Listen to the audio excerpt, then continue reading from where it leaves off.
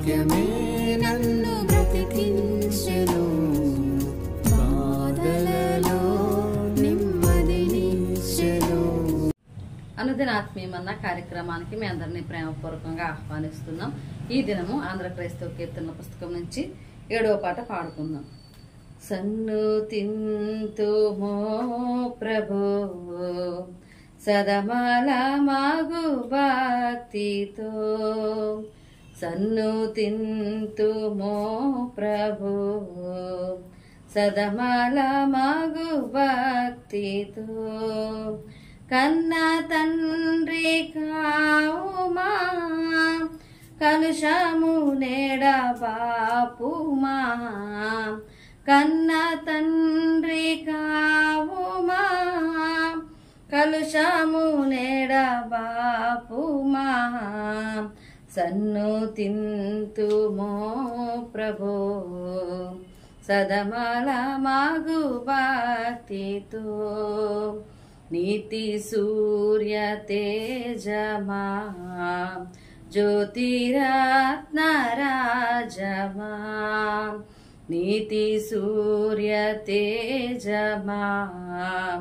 జ్యోతిరత్న రాజమా, పాతక జన రక్షక పతిత పవన నామక, పాతక జన రక్షక పతిత పవన నామక, సన్నుతింతుమో ప్రభో సదమల మాగు భక్తితో, ప్రేమ తత్వ బోధక క్షేమదాత నీవేగా, ప్రేమ తత్వ బోధక క్షేమదాత నీవేగా, కామిత ఫలదాయక స్వామి యేసు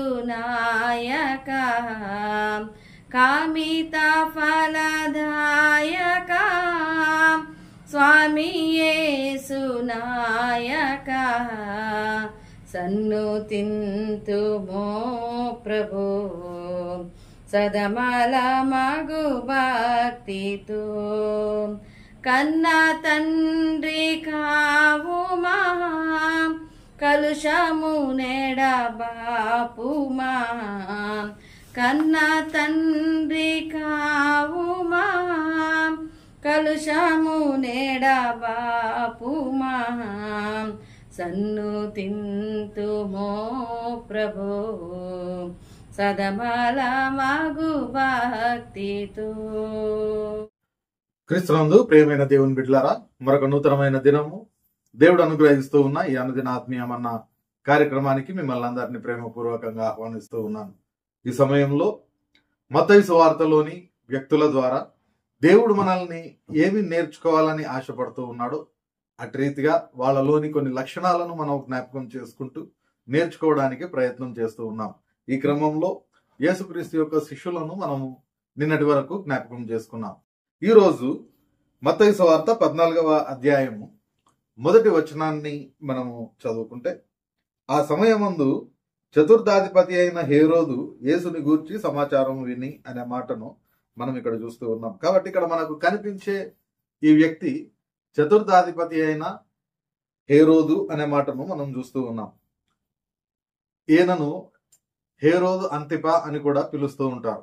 కారణం ఏంటి అనంటే, ఆయన పరిపాలిస్తూ ఉన్న ఆ భాగం రోమా సామ్రాజ్యంలోని దాదాపుగా 4వ భాగానికి ఆయన అధిపతిగా ఉంటూ ఉన్నాడు. కాబట్టి ఆయన ఒక రాజుగా అయితే కాదు, కానీ రోమా ప్రభుత్వం వారు ఆయనను ఆ స్థానము ఆయనకు ఇచ్చి ఉన్నారు. కారణం ఏంటి అనంటే, ఈ హేరోదు అంతిప యొక్క తండ్రి మహాహేరోదు, హేరోదు ద గ్రేట్. ఎవరు అనంటే, యేసుక్రీస్తు జన్మించినప్పుడు యేసుక్రీస్తును చంపగోరి అనేక మందిని చిన్నపిల్లలను చంపిన ఆ హేరోదు యొక్క కుమారుడే ఈ హేరోదు. ఆయన మహాహేరోదు అయితే ఈయన హేరోదు అంతిప. కాబట్టి ఈయనను గురించి ఈరోజు మనము ధ్యానం చేసుకోబోతూ ఉన్నాం. ఈయన రోమా సామ్రాజ్యానికి పనిచేస్తూ ఉన్నాడు. అంత మాత్రమే కాకుండా మనం చూస్తే ఈయన ఒక చెడ్డ వ్యక్తిగానే మనకు బైబిల్లో కనిపిస్తాడు. అయినప్పటికీ ఆ చెడ్డ వ్యక్తిలో నుండి కూడా మనం నేర్చుకోవాల్సిన అనేకమైన విషయాలు ఉన్నాయి. అందులో మొదటిది మనం జ్ఞాపకం చేసుకుంటే లూకాసు వార్తలో మనం చూస్తాం. లూకాసు వార్త 23వ అధ్యాయము 8వ వచనం నుండి చూస్తే, హేరోదు యేసును చూచి మిక్కిలి సంతోషించెను. ఆయనను గూర్చి చాలా సంగతులు వినినందున ఆయన ఏదైనా ఒక సూచక క్రియ చేయగా చూడ నిరీక్షించి బహుకాలము నుండి ఆయనను చూడగోరెను. ఆయనను చూచినప్పుడు చాలా ప్రశ్నలు వేసినను ఆయన అతనికి ఉత్తరమేమీ ఇయ్యలేదు. ప్రధాన యాజకులను శాస్త్రులను నిలువబడి అతని మీద తీక్షణముగా నేరము మోపిరి. హేరోదు తన సైనికులతో కలిసి ఆయనను తృణీకరించి అపహసించి ఆయనకు ప్రశస్తమైన వస్త్రము తొడిగించి పిలాతు నొద్దకు మరలా పంపెను. ఈ మాటలు మనం చూస్తూ ఉన్నప్పుడు యేసుక్రీస్తును బంధించి ఆయనకు సిలువ వేయడానికి చేస్తూ ఉన్న ఆ ప్రయత్నాల్లో భాగంగా హేరోదు దగ్గరికి పంపిస్తూ ఉన్నారు. అయితే ఆ యేసుక్రీస్తును గురించి ఈ హేరోదు చాలా విషయాలు విన్నాడు కాబట్టి ఆయనను చూడంగానే చాలా సంతోషించినట్లుగా మనం చదువుకున్న భాగంలో మనం చూస్తూ ఉన్నాం. అయితే ఎందుకొరకు సంతోషిస్తూ ఉన్నాడు అని అంటే, అప్పటిదాకా ఆయన ఎవరిని గురించి అయితే చాలా గొప్పగా విన్నాడో ఆయన ఇప్పుడు తన కళ్ళ ముందు ఉన్నాడు కాబట్టి చూడడం అనేది గొప్ప విషయం. అయితే ఆ చూడడం ఎందుకొరకు చూడాలని నిరీక్షిస్తూ ఉన్నాడు అని అంటే, ఆయన ద్వారా ఏదైనా సూచక క్రియ చూడాలని, ఆయన ద్వారా ఏదైనా ఒక అద్భుతం చేయగా చూడాలి అనే ఆశతో ఆయన ఎదురు చూస్తూ ఉన్నట్లుగా మనం చూస్తూ ఉన్నాం. ప్రియమైన దేవుని బిడ్డలారా, ఆయన యొక్క జీవితం ద్వారా మనము నేర్చుకునే ఈ సందర్భం ద్వారా మనం నేర్చుకునే విషయం ఏంటి అని అంటే, మనము దేవుని దగ్గరకు వచ్చినప్పుడు మనం ఏమై ఉన్నామో ఆ విధంగా రావడానికి ప్రయత్నం చేయాలి. దేవుడు మన పట్ల ఏదైతే ప్రణాళిక కలిగి ఉన్నాడో దాని ప్రకారం జీవించడానికి ప్రయత్నం చేస్తూ ఆయన దగ్గరికి రావాలి. అంతే తప్ప ఏదో ఒక ఆశతో మనం ఆయన దగ్గరికి రావడానికి వీల్లేదు. ఒక ప్రయోజనం కోరి ఆయన దగ్గరికి రావడానికి వీల్లేదు. మనం అనేక సార్లు దేవుని సన్నిధికి ఆ విధంగానే రావడానికి ప్రయత్నం చేస్తూ ఉంటాం. ఈ మానవుని యొక్క సాధారణమైన లేదంటే సామాన్యమైన ఆలోచనను బేస్ చేసుకొని ఈ దినాల్లో అనేక మంది కూడా క్రీస్తు దగ్గరకు వస్తే మీకు ఈ ప్రయోజనాలు ఉంటాయి, లేదంటే క్రీస్తు దగ్గరికి వస్తే మా సంస్థ ద్వారా మీకు ఇవ్వబడతాయి, లేకపోతే క్రీస్తు దగ్గరకు వస్తే మీ అప్పులు తీరిపోతాయి, మీకు సుఖం ఉంటుంది, మీకు స్వస్థతలు కలుగుతాయి అని అనేకమైన విషయాలు చెప్తూ ప్రలోభ పెడుతూ క్రీస్తును అంగీకరించే విధంగా వారిని మాయ చేయడానికి ప్రయత్నం చేస్తూ ఉన్నారు. కానీ ఎక్కడ కూడా క్రీస్తు ఆ విధమైన మాటలు చెప్పినట్లుగా మనం చూడం. ఆయన ఏమని చెప్తూ ఉన్నాడు అనంటే, లోకము నన్ను ద్వేషించింది కాబట్టి నన్ను అంగీకరించిన మిమ్మల్ని కూడా ద్వేషిస్తూ ఉంది. నా నిమిత్తము జనులు మిమ్మల్ని అన్యాయంగా చెడ్డ మాటలెల్లా మాట్లాడతారు, హింసిస్తారు. ఈ మాటలన్నీ యేసుక్రీస్తు చెప్తూ ఉన్నాడు. దీంట్లో ఏ దాంట్లో కూడా నన్ను నమ్ముకుంటే నీకు ప్రయోజనం ఉంటదని యేసుక్రీస్తు చెప్పలేదు. అంటే ఆయనను అంగీకరించిన వాళ్ళు శ్రమలు శోధనలకు సిద్ధంగా ఉండాలని, ఆత్మీయంగా ఎదురయ్యే ప్రతి పరీక్షను ఆయనను చూస్తూ జయించే విధంగా ఇహలోకంలో నైతికమైన ఆత్మీయమైన జీవితం జీవించాలని ఆయన ఆశపడ్డాడే కానీ ఎక్కడ కూడా ఒక ప్రయోజనాన్ని యేసుక్రీస్తు మానవులకు చూపించినట్లుగా మనం చూడం. కానీ ఇక్కడ హేరోదు ఏదైతే ఆలోచనతో యేసుక్రీస్తును చూడాలని నిరీక్షిస్తూ ఉన్నాడో, ఈ దినాన తెలుసో తెలియకో అనేక మంది దేవుని దగ్గరకు ఆ విధమైన ఇహలోకపు ప్రయోజనాలను కోరుకునే వస్తూ ఉన్నారు. కాబట్టి అది ఎప్పుడైతే వచ్చినప్పుడు నెరవేరడం లేదో, ఆ క్రీస్తును చూసినప్పుడు అది ఎప్పుడైతే నెరవేరడం లేదో, ఈ హేరోదు వల్లనే మన రియాక్షన్ కూడా ఉంటా ఉంది. ఆయన ఏం చేస్తూ ఉన్నాడంటే ఏదైనా చూడగోరుతూ ఉన్నాడు, చూసిన వెంటనే సంతోషపడుతూ ఉన్నాడు. చూసిన తర్వాత ఆయనను గురించి అప్పటిదాకా విన్నదానిని బట్టి ఏదైనా ఒక సూచక క్రియ చూడాలని ఆశపడుతూ ఉన్నాడు. కానీ ఎంత ప్రయత్నం చేసినా యేసుక్రీస్తు ఏమీ మాట్లాడలేదు, ఏ సూచక క్రియ కూడా చేయలేదు. ఒకానొక సమయంలో కొంతమంది యేసుక్రీస్తుని అడుగుతూ ఉన్నారు, మాకు ఏ సూచక క్రియ చూపిస్తావు అని అంటే, ఏది కూడా చూపించను అనే మాట యేసుక్రీస్తు చెప్తూ ఉన్నాడు. కాబట్టి ఆయన సూచక క్రియలు చేయడానికే రాలేదు. అవసరాన్ని బట్టి ఆయా సందర్భాన్ని బట్టి కొన్ని సూచక క్రియలు చేసి ఉండొచ్చు, కానీ ఆయన అసలైన పరిచర్య సూచక క్రియలు చేయడము, స్వస్థతలు అద్భుతాలు చేయడం కాదు. ఆయన యొక్క రాకడకు ఖచ్చితమైన ఉద్దేశము దేవుని యొక్క రక్షణ కార్యం జరిగించడం. కాబట్టి దాని మీద ఎక్కువ ఆయన కాన్సన్ట్రేట్ చేస్తూ ఆయా సమయాల్లో తప్పని పరిస్థితుల్లో కొన్ని కార్యాలు చేస్తూ ఉన్నాడు, కానీ ఇవే చేయడానికి ఆయన రాలేదు. కాబట్టి ఈయన ఆ సూచక క్రియల కొరకు ఎదురు చూస్తూ ఉన్నాడు. ఎప్పుడైతే అది యేసుక్రీస్తు ద్వారా చేయబడలేదో వెంటనే ఆయన యొక్క రియాక్షన్ ను మనం చూస్తాం కదా. 10వ వచనంలో మనం చూస్తాం, ప్రధాన యాజకులు శాస్త్రులు నిలువబడి ఆయన మీద తీక్షముగా నేరము మోపిరి.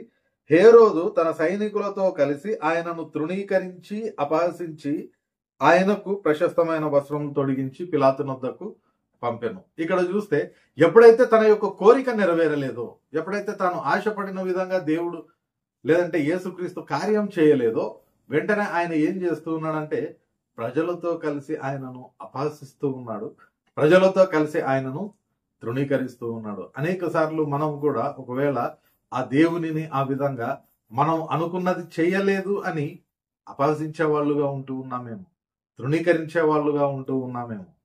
ఆయనను చూడాలనే కోరిక మనకెందుకుంది, ఒకవేళ జరగకపోతే మన రియాక్షన్ ఎలా ఉంటుంది అనే రెండు విషయాలు ఇక్కడ హేరోదు చేసిన ఈ కార్యమును బట్టి మనము మన జీవితాన్ని ప్రశ్నించుకోవాల్సిన వాళ్ళమై ఉన్నాం. దేవుని దగ్గరకు వచ్చినప్పుడు ఏ విధమైన స్వార్థ ప్రయోజనాలను ఆశించకుండా ఆయన దగ్గరికి రావడానికి మొదట ప్రయత్నం చేయాలి.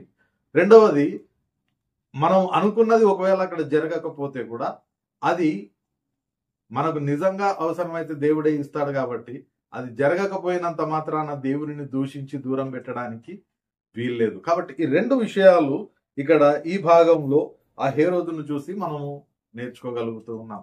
మూడవదిగా మనం చూస్తాం కదా, మత్తయి సువార్త 14వ అధ్యాయంలో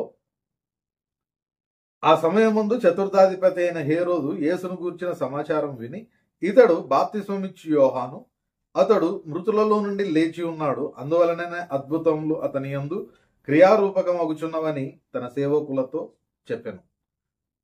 ఈ భాగాన్ని మనం చూస్తే ఇక్కడ యేసుక్రీస్తును గురించిన సమాచారము విని ఆయనను గురించి హేరోదు మాట్లాడుతూ ఉన్న మాటను మనం చూస్తే, ఇతడు బాప్తిస్మమిచ్చు యోహాను అనే మాట చెప్తూ ఉన్నాడు.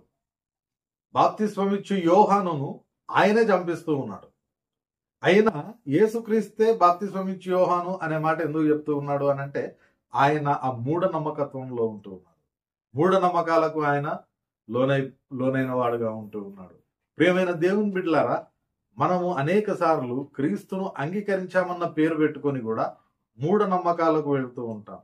చాలాసార్లు ఆ మూఢనమ్మకాలను మనము మన ఇళ్లలో జరిగే ఆ యొక్క కార్యాల్లో కానీ, లేకపోతే మన పిల్లల జీవితాల్లో ఎదురయ్యే చిన్నపాటి అనారోగ్యాల సమయంలో చాలా మంది ఒకవేళ ప్రోత్సహిస్తూ ఉన్నప్పుడు ఈ మూఢనమ్మకాలకు వెళ్ళిపోతూ ఉంటారు.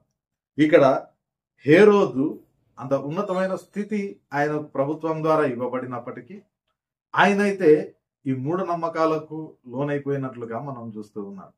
కాబట్టి దేవుడు ఏదైతే మనకు చెప్పలేదో ఆ వేటిని కూడా మనం నమ్మవలసిన అవసరం లేదు. ఇంకా ఆయన చెప్తూ ఉన్న మాట, దేవుడు చెప్తూ ఉన్న మాట ఏంటంటే, మనకు విరోధముగా రూపింపబడిన ఏ ఆయుధము కూడా వర్ధిల్లదు అనే మాట ప్రభు అయిన యేసు మనకు తెలియజేస్తా ఉన్నాడు. కాబట్టి ఖచ్చితంగా మనం దానిని గుర్తుపెట్టుకొని మూఢనమ్మకాలకు లోను కాకుండా ఉండడానికి ప్రయత్నం చేయాలి. కాబట్టి 3 విషయాలను ఈరోజు హేరోదు ద్వారా మనం నేర్చుకున్నాం. దేవుని చిత్తమైతే రేపటి దినాన మరికొన్ని విషయాలు ఈ హేరోదు అంతిప ద్వారా మనం నేర్చుకోవడానికి ప్రయత్నం చేద్దాం. పరిశుద్ధాత్మ దేవుడు సహాయం దయచేయును గాక. ప్రార్థన చేసుకుందాం.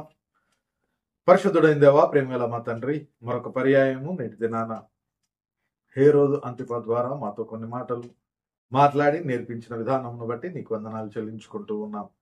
ప్రభువా, నీ దగ్గరికి భయము, భక్తి, వినయము, విధేయతతో రావడానికి ప్రభువా నీ కృప దయచేయండి. హేరోదు అంతిప వలె స్వార్థ ప్రయోజనాలను ఆశిస్తూ నీ దగ్గరికి చేరకుండానట్లు నీ కృప మాకందరికి దయచేయమని వేడుకుంటూ ఉన్నాం. వినిన ప్రతి వారి హృదయంలో ప్రభువా ఈ వాక్యం మీరే నాటి భద్రపరిచి ఫలింపజేయమని వేడుకుంటూ, నేటి మా పని పాటలన్నింటిలో మీరే తోడుగా ఉండి ప్రతి పనిని విజయవంతంగా ముగించుకోవడానికి కృప దయచేయమని, మరి ప్రత్యేకంగా రేపటి దినాన్న ప్రభువా నీవు అనుగ్రహించే ఈ అనుదిన ఆత్మీయమన్న భుజించే వరకు నీ సన్నిధిని మాకు తోడుగా ఉంచుమని వేడుకుంటూ యేసు పరిశుద్ధ నామమున ప్రార్థిస్తున్నాను తండ్రి. ఆమేన్. తండ్రి, కుమార, పరిశుద్ధాత్మ త్రియేక దేవుని సకల దీవెనలు సదాకాలం మనకందరికి తోడయ్యుండి నడిపించును గాక. ఆమేన్.